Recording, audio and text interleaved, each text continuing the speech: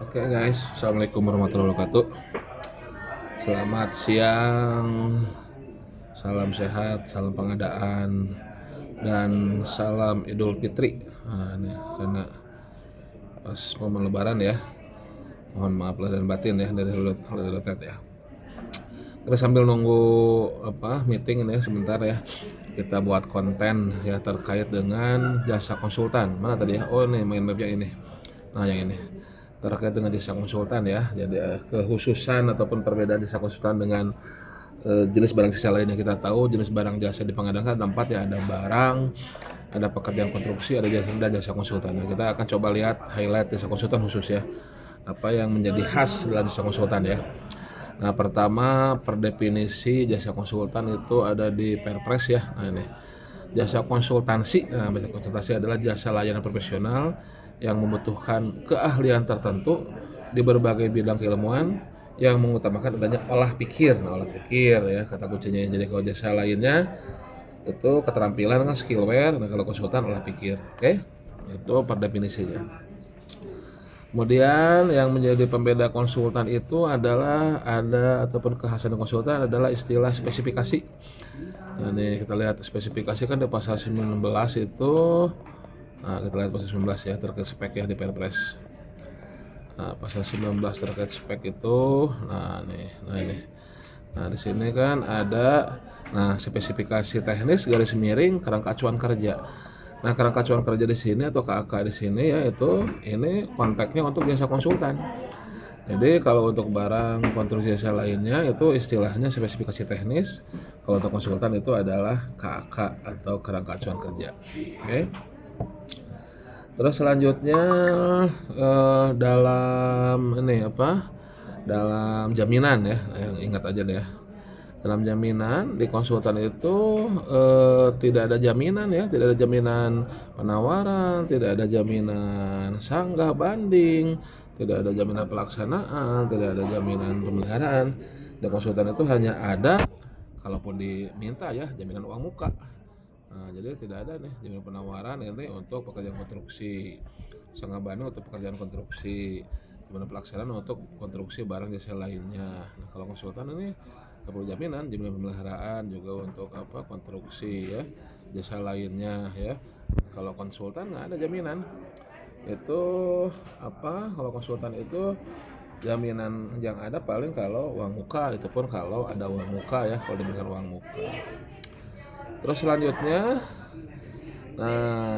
di konsultan itu ini yang membedakan juga yang berbeda dengan yang lainnya ya, cara pemilihannya nih. Nah, cara pemilihan penyedia itu di konsultan itu hanya ada 3. Kalau barang konstruksi jasa lainnya PPKJ ada 5 kan ya. Kalau konsultan cuma ada 3. Di konsultan purchasing tidak ada jasa konsultan. Jadi purchasing belum ada kategori untuk konsultan purchasing. Walaupun mungkin selanjutnya bisa ya, tapi sementara ini di purchasing tidak melayani jasa konsultan, tidak terdapat komoditi ataupun kategori jasa konsultan. Kemudian tidak ada tender cepat. Tender itu istilahnya seleksi ya, tender digunakan seleksi namanya istilahnya. Kemudian pengadaan langsung, penunjukan langsung ada. Pengadaan langsung kriterianya bukan sampai dengan 200 sampai dengan 100 juta pengadaan langsung. Jadi di konsultan hanya ada 3, hanya ada pengadaan langsung sampai dengan 100, penunjukan langsung keadaan tertentu, kemudian seleksi ya di atas 100. Seleksi nggak ada, tercepat nggak ada. Itu beda dalam metode pemilihan. Kemudian metode pemasukan penawaran. Nah, di konsultan hanya kenal 1 file dan 2 file. Tidak ada 2 tahap. 2 tahap hanya untuk BPKJL nih, 2 tahap nih. Nah, jadi hanya kenal 1 file 2 file. 1 file untuk yang sederhana untuk pengadaan langsung, penunjukan langsung, 2 file untuk seleksi.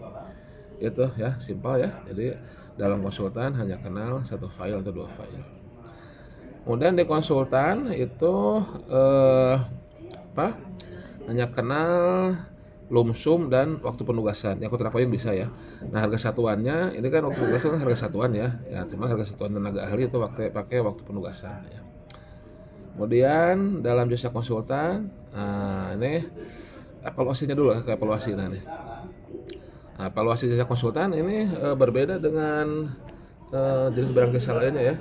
Kalau barang konstruksi jasa lainnya itu ada 3 kan, sistem nilai, sistem harga terendah, dan biaya selama umur ekonomis. Nah ini BPKJL.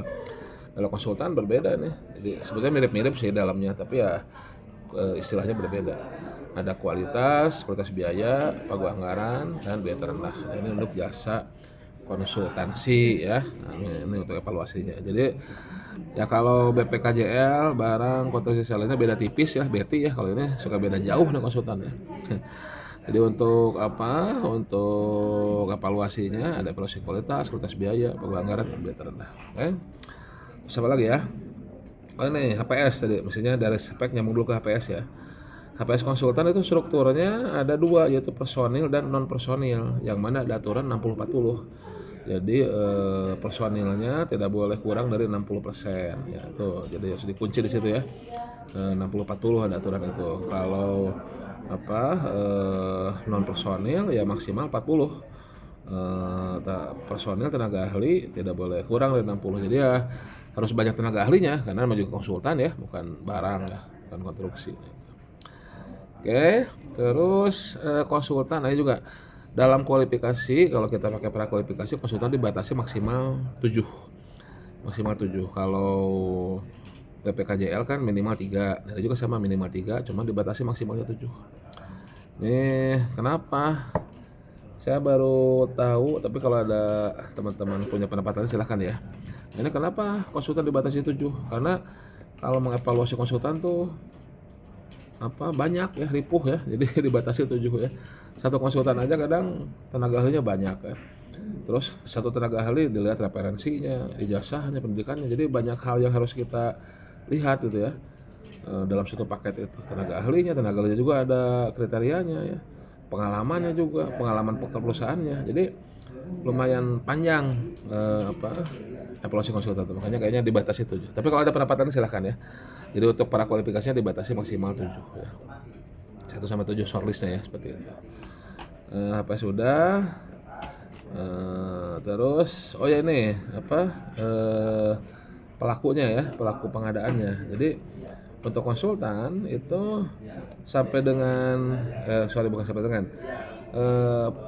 penetapan pemenang oleh PA itu bukan di atas 100, tapi di atas 10 miliar. Jadi kalau pada barang konstruksi jasa lainnya di atas 100 miliar itu oleh PA penetapannya. Jadi sudah dievaluasi oleh Pokja, nanti hasilnya diberikan ke PA, silakan mau ikut Pokja atau ada pilihan lain silakan. Nah, tapi kalau di atas 10 miliar itu penetapan pemenangnya bukan oleh Pokja ya, tapi oleh PA untuk konsultan. Jadi konsultan bukan di atas 100 tapi di atas 10 miliar. Jadi misalkan sekarang nih saya lagi jadi Pokja